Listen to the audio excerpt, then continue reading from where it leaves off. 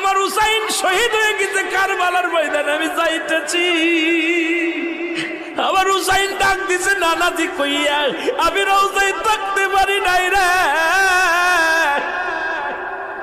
আমি হুসাইনের দেখার জন্য নবীজি রওজা থেকে উঠা গেছি।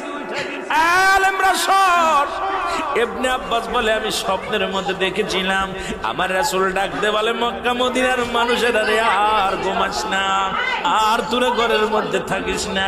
আমি নবী রওজায় ঘুমাইতে পারি নাই, কান্না সহ্য করতে পারি নাই।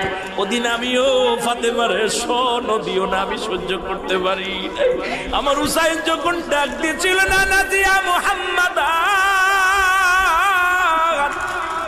ইয়া মুহাম্মাদান কই যেদিন ডাক দিয়েছিল রে, সেদিন আমি নবী রওজা থেকে পাগলের মতো উঠে কারবালা পর্যন্ত চলে গিয়েছিলাম।